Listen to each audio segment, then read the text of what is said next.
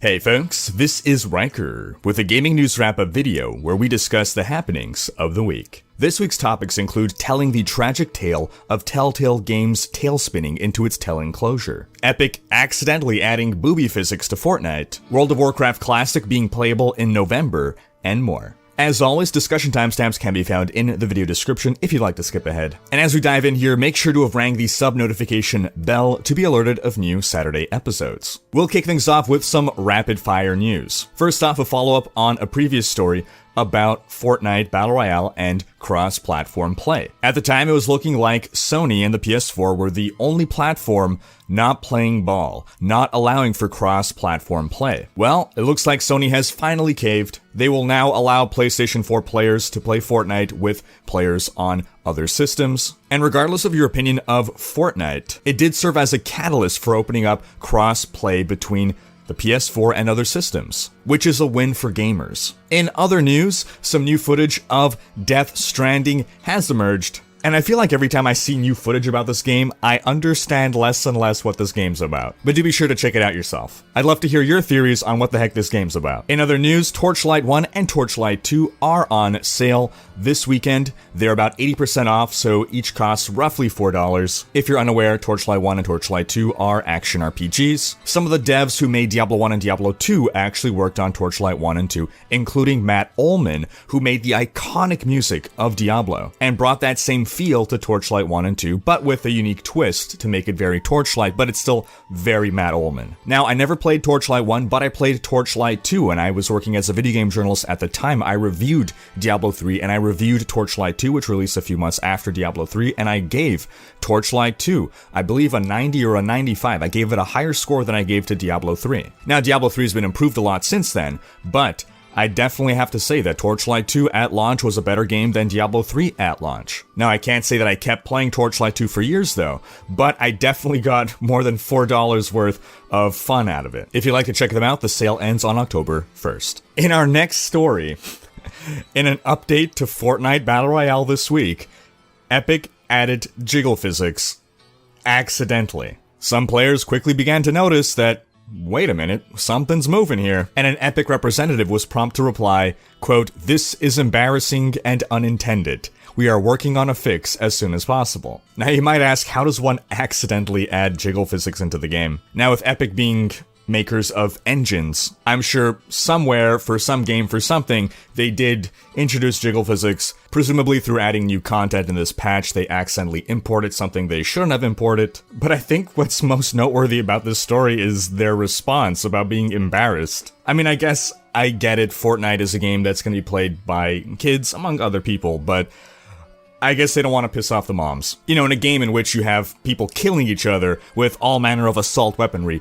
it's important that boobs don't have realistic physics. You know, God forbid children are exposed to completely non-sexualized, physically accurate mammarial movement, while they're learning about the differences between a pistol, a shotgun, an SMG, an assault rifle, and how shooting people in the head hurts more. Now, just to clarify, I got nothing against violence in video games. I just think this seemingly arbitrary line drawn between what is and is not acceptable to be completely absurd. On to some quick Overwatch news. Torbjorn is receiving a huge rework. In brief, some of the bigger points include that he no longer throws armor. He no longer picks up scrap. Replacing his throw armor ability will basically be a weaker version of his ultimate, because he's getting a new ultimate. Now, when he activates Molten Core, he could actually shoot molten metal on the ground in big patches. That'll do a lot of damage, especially to armored targets, and effectively serves as area denial. There are also other tweaks being made to him to overall try to make him be more effective on attack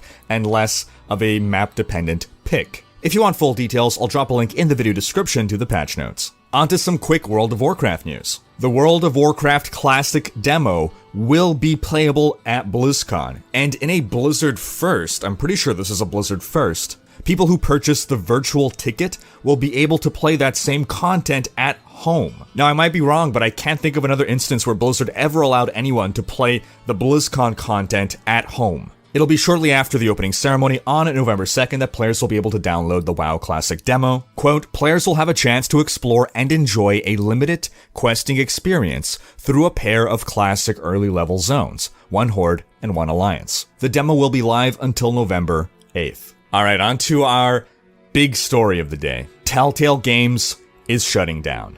Now, this story broke last weekend, but it continued to develop over the week. And the closure came as a shock to the employees who were given no heads up. Unless you consider you got 30 minutes to get the hell out, sufficient heads up. And if you look into the story of Telltale Games, it seems to be a story of mismanagement. A company that struck gold with a game that put their name on the charts, then overinvested in trying to replicate this success while overworking their employees, saturating the market with very similar games effectively competing with themselves, and eventually running out of money and investors. That's the TLDR, but let's dive into the whole sordid tale. Sordid's maybe a little bit harsh, but it sounds good. Our story begins in 2004, when 3 employees of developer LucasArts decided to leave the company and start their own because LucasArts decided that no one wants to buy adventure games anymore. So these 3 employees founded Telltale Games and wanted to basically keep doing what they were doing at LucasArts. And from the start, Telltale Games was all about licensing properties to make adventure games about. About which to make adventure games?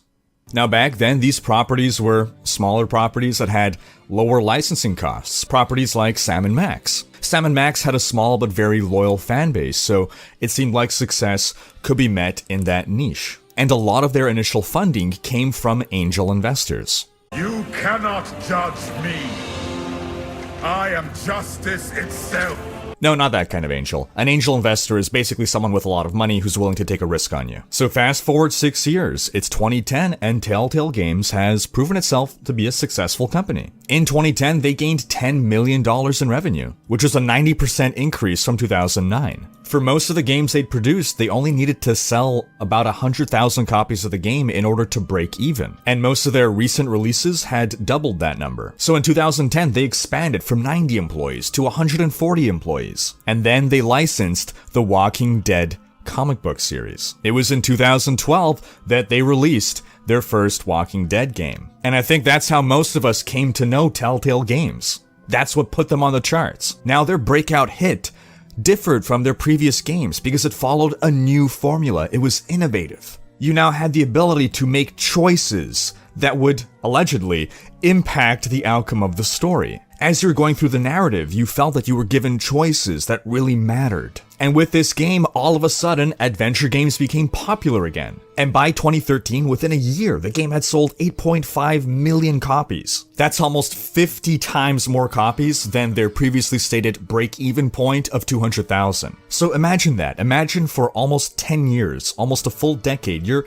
trucking along, being met with moderate success. You're not one of the AAA devs, but you make enough money to get by. And then one day, after almost 10 years, you suddenly have something that makes 50 times more money than any other game you've made. I think we can sort of empathize with the decisions that came next that turned out to not necessarily be the wisest. Telltale saw the success and wanted to capitalize on it. So they ramped up their production and basically made every other game they released since then into a clone or something that very closely repeated the same formula of The Walking Dead. They licensed more and more properties, bigger and bigger properties, to try to crank out more and more games. They licensed Batman, Borderlands, Game of Thrones, Guardians of the Galaxy, Minecraft, and more. By mid-2013, they had to expand into a new office to accommodate their growing stable of employees. But I bet you weren't that aware of that.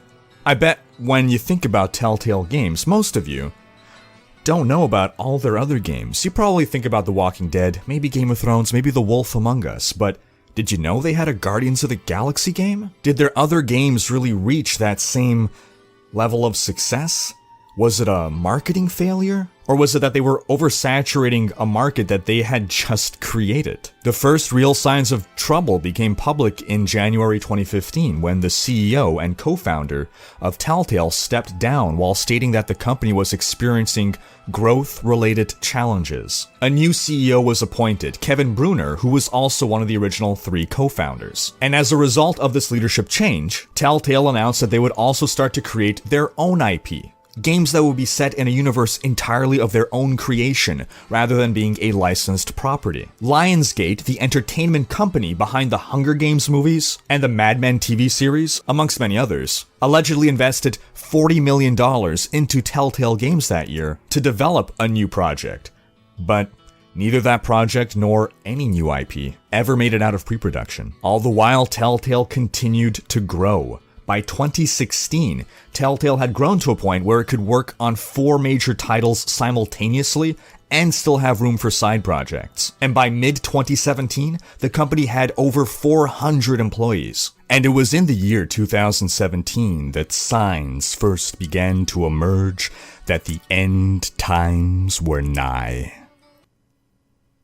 Too dramatic. And it was in the year 2017 that signs first began to emerge that the end times were nigh. Bill Nye the Science Guy. Behind-the-scenes reports started to emerge about morale issues, that employees were in a perpetual state of crunch time, needing to churn out a steady flow of content to keep releasing new games and new episodes, even if they felt that they needed more time, something that the employees felt affected the quality of the games. Employees allegedly stated that they were forced to reproduce the same formula as The Walking Dead, with no room for creativity, for experimentation, for variation, for alternate forms. That very same creativity that led to discovering this formula and creating this huge success. And allegedly, during this period, very few of Telltale Games were even profitable, with the Batman series reportedly being one of the company's worst financial failures. From an outsider's perspective, it seems to me that licensing fees ramped up while sales ramped down. On March 15th, 2017, the CEO was voted out by the board of directors. Also generally not a sign that things are going well. And late last year, November 2017, Telltale laid off 90 of their employees, which was about a quarter of their total staff at the time. At the time, the new CEO at this point said that Telltale would focus on delivering fewer but better games. Now fast forward almost a year into June 2018, and former CEO Brunner is filing a lawsuit against Telltale. Without getting into details, basically his whole lawsuit revolved around the way they just cut him out of everything, and Telltale responded to the lawsuit saying that his claims were meritless, and that they were, quote, working to turn around the decline that Telltale experienced under his stewardship. Ouch. Also in June of 2018, Telltale announced a partnership with Netflix to bring Minecraft Story Mode to Netflix and to work on a new Stranger Things game. So at this point it seemed, hey, maybe things had turned around, maybe things were going well after all. Well, then September 21st came, and the CEO announced a, quote, major studio closure, and around 90% of the employees were let go that very day. That's about 225 out of about 250 employees. A core team of about 25 employees remained on to, quote, fulfill the company's obligations to its board and partners, part of which included completing the Minecraft Story Mode interactive media project for Netflix. But for most of Telltale's ongoing projects, that meant getting the axe. And according to Telltale's first CEO, who is still a board member up to now, the studio's closure came right after another round of financing in which their last major investor pulled out. According to Variety, that investor may have been Lionsgate. And Variety also stated that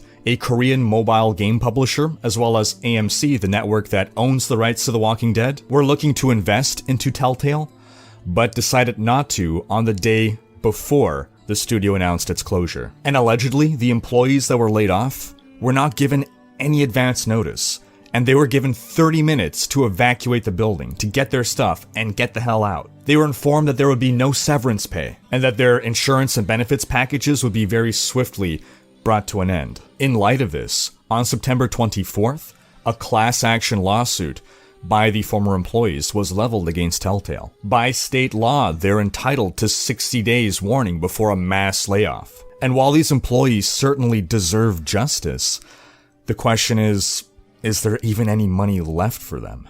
Now, as for some of Telltale's ongoing projects, most, as we said, are being put to an end. However, The Walking Dead, the final season, had its first episode release during the summer, its second episode released this week on schedule, but the fate of episodes 3 and 4, the final episodes are up in the air. Allegedly, the studio has been approached by multiple potential partners that want to help bring these 2 episodes to completion in some manner.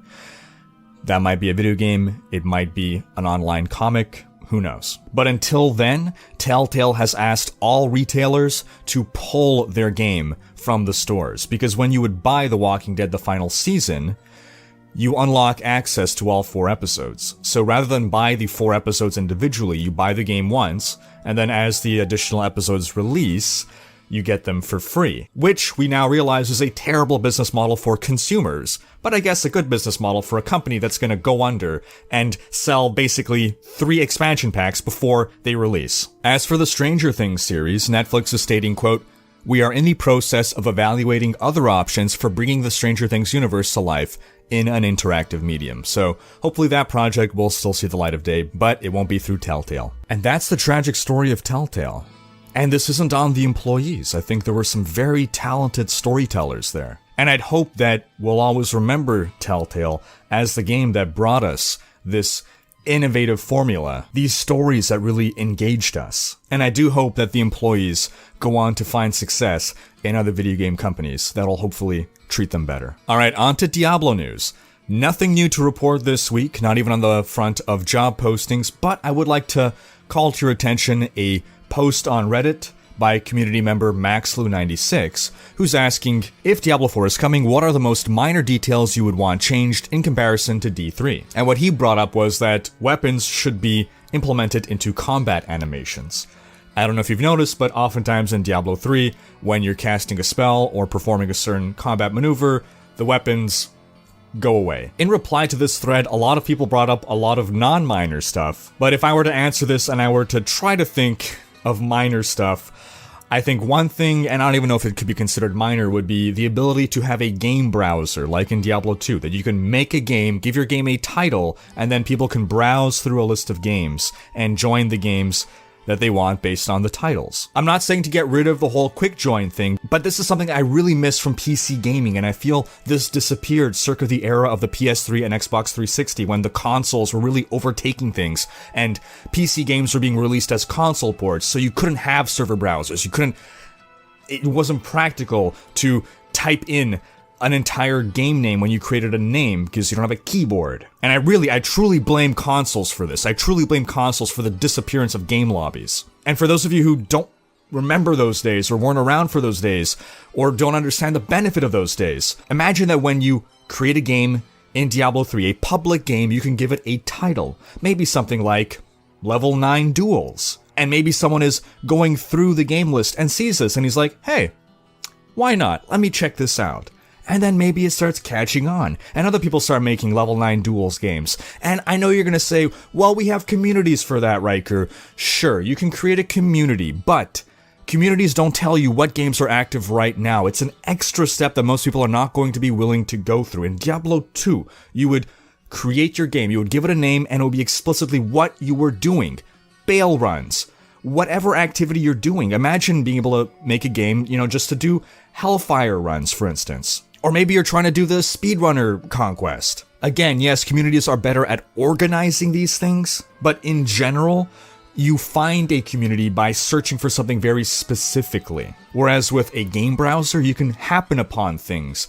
And this allows for greater creativity and greater ability for things to become popular that aren't just the standard, the status quo. It would allow for the emergence of zany things. No one's gonna find out about your Level 9 dueling community because no one's gonna be searching for a Level 9 dueling community unless they start seeing it appear in their game browser. But maybe that's not a minor thing, I don't know. Minor thing, I want Deckard Cain to come back in the next Diablo game, even if it's just as a Force Ghost. And if it's a prequel, I want his ancestor, Jared Cain. Then I guess something that's not really a minor thing, I want long cooldown powers gone. I don't believe they have any place in a fast-paced action RPG like Diablo. 8-second cooldown, okay. 30-second is starting to stretch it, but 2 minutes is absolutely absurd. And it only encourages heavy cooldown builds. I'd rather be limited by mana than by cooldown, because I feel that's something that I can control as a player that gives me agency. I decide how quickly, again, I can cast that power based on how much I'm going to conserve or generate mana, rather than just twiddle my thumbs and wait. And back to a real minor thing, I want skulls to come back as gems in some way. I always found they were the coolest gems in Diablo 2. But I turn the question to you folks, what minor things would you like to see changed in a new Diablo game? Sound off in the comments. And that's gonna wrap up this video. In case you haven't, do be sure to check out last week's video, in which we cover a leak that probably confirms a Diablo Netflix series. Thanks for watching. Special thanks to my Twitch and Patreon supporters for making these videos possible. If you like what you see on this channel and want to support the creation of more content, you can consider becoming a Royal Raider on Patreon, where your support is immensely appreciated. We've got a variety of backer rewards, including behind-the-scenes content, monthly virtual hangouts, and more.